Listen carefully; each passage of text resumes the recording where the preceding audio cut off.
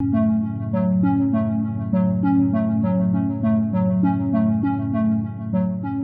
kind of difficult to be certain about most of the details of Muhammad's life because the historical sources are so late.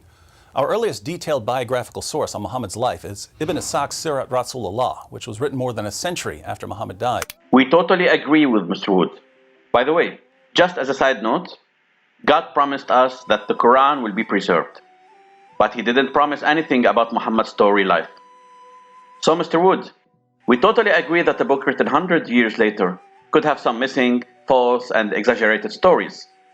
This is why we have the Quran to refer to, a book that was written during Muhammad days. But wait a minute, if you're saying that a book that was written around 100 years cannot be an accurate source, what about 4 books written between 70 to 100 AD? And so contradictory that in fact I can talk for hours about them. Refer to my videos about the Gospel's problems. This is only dedicated to answer Mr. Wood's claims against Islam. You know which book I'm talking about? Matthew, Mark, Luke, and John.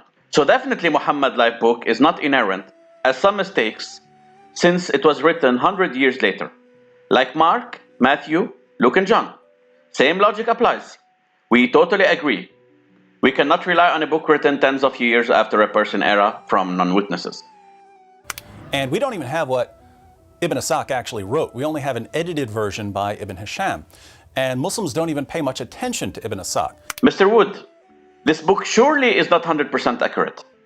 But you know also what's not accurate at all? 4 books we call the Gospels, where all the original copies were lost. And just to elaborate further, the first fragment of John's Gospel we have dates to 125 AD, and it's not complete. While the first complete New Testament we have, the Codex Sinaiticus, dates around 325 AD. Yes, you heard it right, 325 AD. The Council of Nicaea, where Constantinople set the Christianity doctrine after weeks of debates. The Bibles and Trinity were decided by votes, and close votes. The sources they used to learn about Muhammad, their main hadith collections, were written 2 to 3 centuries after he died. So we're dealing with some very late material. I totally agree. I would say more than this.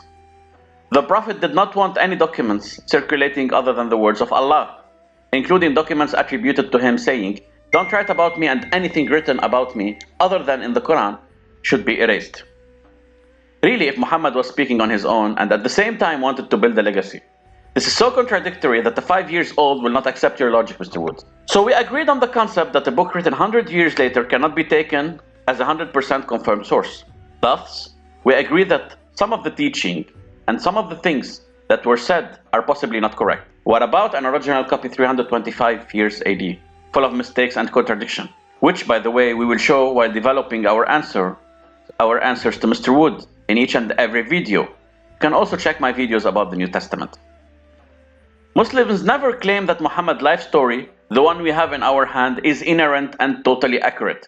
Many Muslims do not take in hadiths except what's useful and logical, since we acknowledge the fact that after 100 years, the infos are not fully reliable. It is extraordinary of Mr. Wood to accept the fact that the hadiths and life of Muhammad cannot be taken for granted, which we totally agree, by the way, and it removes nothing from our faith and love to our Prophet, while original copies 325 years later, full of contradiction, are extremely reliable. Therefore, for the sake of clarity, honesty, and fairness, Mr. Wood will list during his videos many hadiths to refute Islam. We will focus in our answers on the only book we were promised by God to be preserved, the Holy Quran, by giving clear answers to his claims. Hadiths will be treated separately, since we are not promised they will all be preserved 100% genuine. A lot of them are definitely correct, such the Bible has some truth in it, while some cannot be relied on. So it seems that Muhammad was very interested in religious matters long before anyone believed he was a prophet.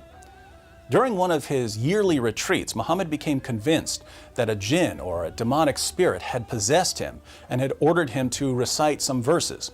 The verses said, "Read in the name of your Lord who created man from a clot of blood. Read, and your Lord is most generous, who taught by the pen, taught man what he did not know." These words are now found in the Quran, chapter 96, verses 1 through 5. Mr. Wood, Muhammad clarified it was Angel Gabriel. Why do you like to alter things? The first time he received the verses, surely he was in shock. It is a normal feeling, I believe, showing a simple human side of a great man when an angel visits you for the first time. Also, Mr. Wood mentions in the verse translation, clot of blood. To be more accurate, the Arabic word is alaq or alaqa, which have many meanings: a leech, a suspended thing, a blood clot, among other translations. I just wanted to mention this here, but in a future video, we will go into details since Mr. Wood uses this verse. So this is when Muhammad started receiving revelations that would eventually become the Quran. But again, he didn't think that they were revelations at this point. He thought that he was possessed by some sort of poetry demon. He was 40 years old at the time, and he was so embarrassed at the thought of being possessed by a jinn or a demon that he tried to hurl himself off a cliff. But whatever it was that gave him the verses stopped him from committing suicide. Well, Mr. Wood, who told you so? A hadith that major Muslim scholars deny? Your attempt to show the Prophet's intent to commit suicide to tarnish his reputation has little merit. In general, although I confirmed you will not go into hadiths, this one is rejected by majority of Muslim scholars, by the way. So I can simply tell you, this hadith is not true at all. Of course, hadiths, like the Gospels, were subject to debates, arguments, until the scholars agreed on some while disagreeing on others. Muhammad ran home to his wife Khadija and her cousin Waraka, and it was Khadija and Waraka who persuaded him that he wasn't possessed, he was a prophet of Allah. Muhammad actually didn't run home to Khadija and Waraka. The story you are referring to says that he ran to his wife screaming, cover me, since he was shaking. Waraka didn't live with them. And saying that Waraka and Khadija persuaded him he is a prophet, he needed no persuasion. He is a prophet of God. But his messages became increasingly inflammatory. He condemned the religious beliefs of the polytheists of Mecca, and he mocked their gods. Not surprisingly, the Meccans eventually started persecuting Muhammad and his followers. Muhammad mocked Meccan gods, so he got the people angry. Notice the irony of Mr. Wood using the word mocked. Muhammad called them to believe in Allah, clearly stating that the gods they believe in are no gods, like I am no Superman. Alliances with various non-Muslim groups, Muhammad began robbing the Meccan caravans. These attacks eventually led to a series of battles with Mecca, the Battle of Badr, the Battle of Uhud, and the Battle of the Trench. Muhammad began robbing the caravans. Since it is storytelling and not Quran, then we have nothing to comment on stories told 100 years later from non-eyewitnesses, exactly the same as the New Testament. Unfortunately for Muhammad, after attacking a Jewish settlement at Khaybar, a Jewish woman whose family had been killed by Muslims offered to cook dinner for Muhammad and some of his companions, and the Prophet of Islam accepted her offer. But the food she gave him was poisoned. Muhammad spit the food out, but according to Muslim sources, the poison caused some sort of internal damage, which led to severe pain and ongoing medical problems. Muhammad suffered an agonizing death a few years later in 632. Mr. Wood concluded by listing some historical events and stated that Muhammad was poisoned and died years later. Either this is a terribly slow poison or the attempt failed. We acknowledge the existence of the story in some sources, but it is totally irrelevant. What is relevant is that Muhammad was a great prophet and he simply died. Same destiny of all in the universe. Everyone will die except Allah, glorified is his name. Muhammad may have been poisoned, he may not. Storytelling that doesn't affect our Islamic core belief and absolutely irrelevant.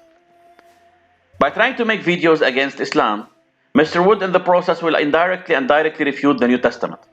The more we will progress, the more Mr. Wood will help us establishing Islam and refuting belief in deity, crucifixion, and resurrection.